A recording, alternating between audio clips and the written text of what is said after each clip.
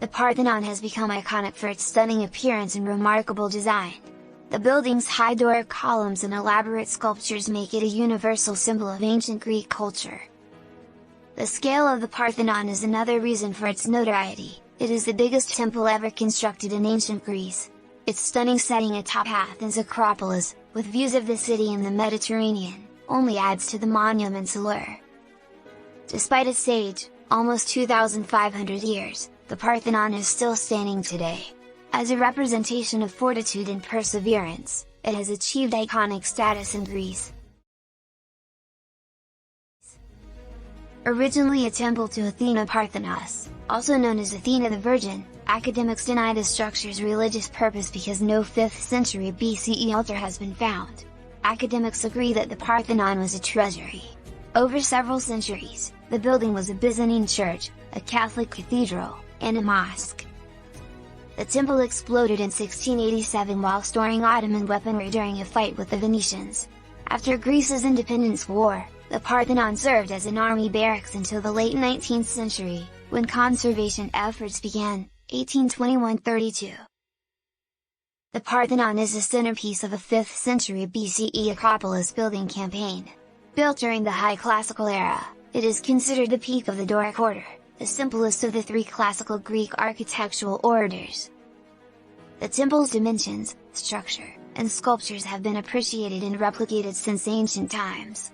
The Parthenon is a memorial to the Athenians' Greco-Persian War's victory and a homage to democracy, which was created in Athens throughout this time, 492 to 449 BCE. Welcome all, we hope you enjoy watching our videos. In this presentation, the magnificent Parthenon and its rich background will be the topic of conversation. Let's have an in-depth exploration of this remarkable building and the many fascinating tales it entails. As such, if you like this video on the Parthenon and would like to see more like it, please like, share, and subscribe to our channel. Thanks to finely carved masonry, the Parthenon remained mostly unchanged for over 2,000 years. The edifice survived despite losing some of its sculptures when it was converted into a Byzantine church. It hadn't become a ruin until 1687, when a powder magazine exploded inside the temple when Venetians stormed the Acropolis. The Venetians accidentally damaged numerous sculptures while looting them. Lord Elgin brought most surviving sculptures to England. After Greece acquired independence from the Ottoman Empire, rehabilitation efforts were launched, but they did more harm than good. In 1975, a long renovation began. All salvageable marble was returned to its original placement, and gaps were replaced with new marble sourced from the same quarry as the ancient Athenians. The 40-year project was finished. Despite being a Doric temple, the Parthenon has Ionic characteristics, such as the internal frieze, a sculptural band. Experts assume that some of its architectural elements were created to cater for human eyesight aberrations. The base's upward curve, called the stylobate, is repeated in the entablature, the columns in visible delicate convexity, indices, as their diameters drop toward the top, and the coarsening of the 4 vertical columns to counterbalance being seen at certain angles against the sky. The Parthenon's perfection is fake. The Parthenon was part of a great reconstruction project that Athenian leader Pericles led shortly after the fall of the Acropolis during the Greco-Persian Wars, 492 to 449 BCE, aesthetically representing the harmony in which the Dorian and Ionian inhabitants lived while under Athens' rule. The Temple of Athena Nike was included in the project, as was the Propylaea, the entrance to the sacred precinct, and the Erechtheum, a temple to the agricultural gods, particularly Erichthonius. It was originally intended that the Parthenon would double as the treasury for the Delian League, 478 BCE, an alliance of Greek states ruled by Athens.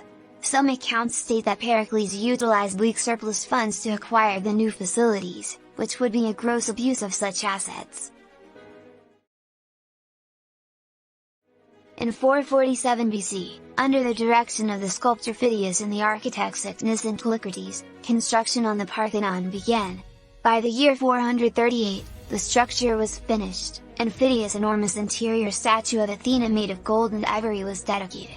Up until 430 BCE, work on the building's exterior decoration was ongoing. The Parthenon is a rectangular white marble edifice that has suffered damage and lost sculpture.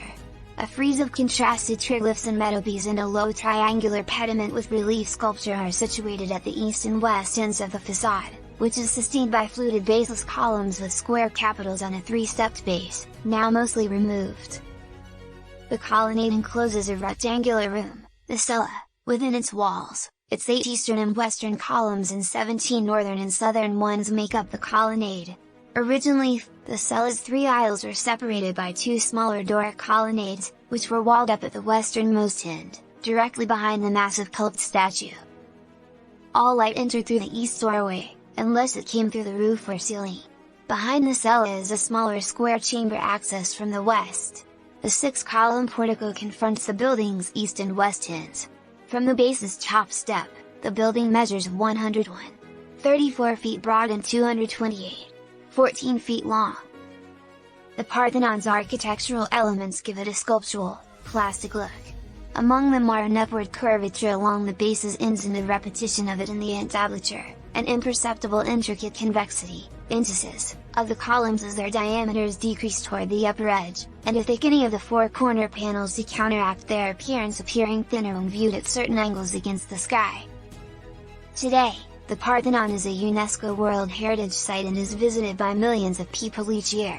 It is a testament to the skill and ingenuity of the ancient Greek people, and it continues to inspire architects and designers around the world.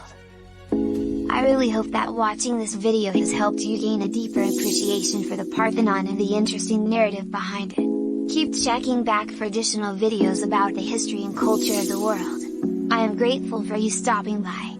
Thank you.